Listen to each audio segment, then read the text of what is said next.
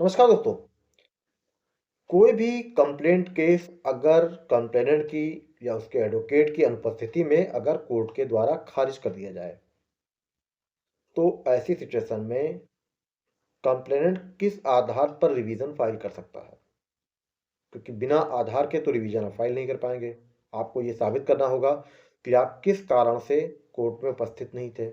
वैसे भी complaint case में एक सामान्य सा प्रावधान है, सामान्य सी प्रक्रिया है कि कंप्लेंट को हर डेट पर उपस्थित होना चाहिए व्यक्तिगत रूप से। अगर उसकी व्यक्तिगत उपस्थिति अनिवार्य नहीं है, कोर्ट ने एग्जम्प्ट किया हुआ है, तो ऐसी सिचुएशन में उसके एडवोकेट जरूर उपस्थित रहें। लेकिन कभी कभी ऐसी एक सिचुएशन आती है, या मान लीजिए कंप्लेनेंट की लापरवाही से ही, कि ना कंप्लेनेंट उपस्थित होता है ना ही उसके एडवोकेट, और उस सिचुएशन में कोर्ट कंप्लेंट को, परिवाद को कर देता है खारिज। तो फ्रेंड्स, आज के इस वीडियो में यही जानकारी आपको मिलने वाली है। जानकारी अच्छी लगे तो वीडियो पर लाइक करके, चैनल को सब्सक्राइब करके, नोटिफिकेशन बेल को जरूर प्रेस करके रखें। इस चैनल पर लॉ से संबंधित जानकारी वाले वीडियो हर मंगलवार, बृहस्पतिवार, शनिवार शाम 6 बजे अपलोड किए जाते हैं।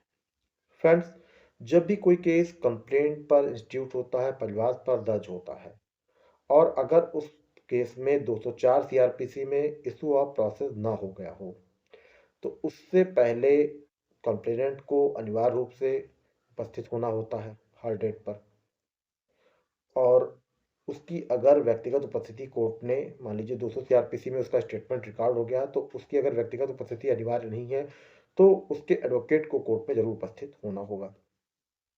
अब आती है बात ये कि भाई, अगर कंप्लेनेंट कई डेटों से अनुपस्थित चल रहा है और 200 सीआरपीसी के स्टेटमेंट के लिए कोर्ट ने डेट फिक्स करके रखी है, तो कोर्ट कब परिवाद को खारिज कर देती है? फ्रेंड्स, अगर लगातार काफ़ी डेट हो चुकी हैं और कंप्लेनेंट अनुपस्थित चल रहा है, कोई पर्याप्त कारण नहीं है, तो भाई एक स्थिति ऐसी आती है जिस स्थिति में कोर्ट कंप्लेनेंट के एडवोकेट के उपस्थित होते हुए भी परिवाद को खारिज कर देती है, अंतिम अवसर देकर। अगर अंतिम अवसर दिया जा चुका है, या अंतिम अवसर देने के बाद भी एक अवसर और दिया जा चुका है, तो उस आदेश आधार पर कोर्ट परिवाद को खारिज कर देती है। अब अगर परिवाद खारिज हो गया, तो भाई उस सिचुएशन में परिवादी के पास एक उपचार होता है कि उस आदेश का रिवीजन फाइल करे, क्योंकि रिकॉल फाइल करने का कोई भी प्रावधान उस आदेश का नहीं है दंड प्रक्रिया संहिता में।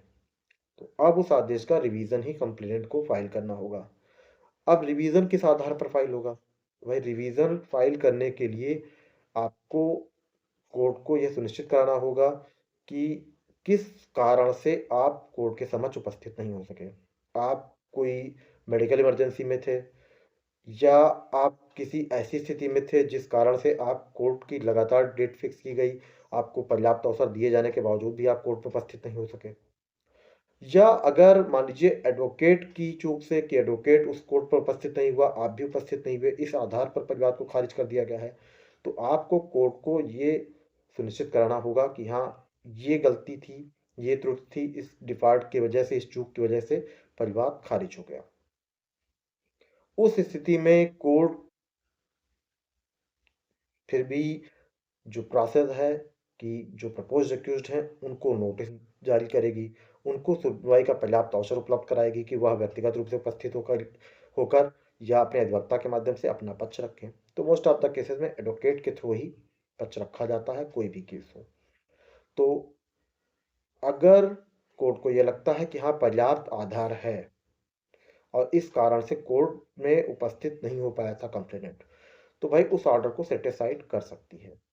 अदरवाइज, अब तो, पहले तो यहाँ पे जब कंप्लेंट इंस्टीट्यूट था, तो जो ऑलरेडी प्रपोज्ड एक्यूज थे वो उपस्थित नहीं थे, क्योंकि उन्हें सुने जाने का कोई प्रावधान नहीं है। लेकिन रिवीजन में उन्हें सुने जाने का प्रावधान है, तो अब तो वो भी अपना पक्ष रखेंगे।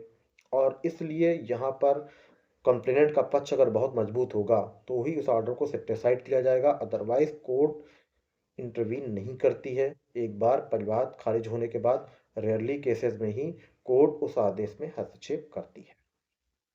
तो फ्रेंड्स, आज के वीडियो में बस इतनी ही जानकारी। जानकारी पसंद आई हो तो लाइक करते हुए वीडियो को चैनल को सब्सक्राइब ज़रूर करके रखें। आगे नए वीडियो में फिर मिलते हैं। जय हिंद।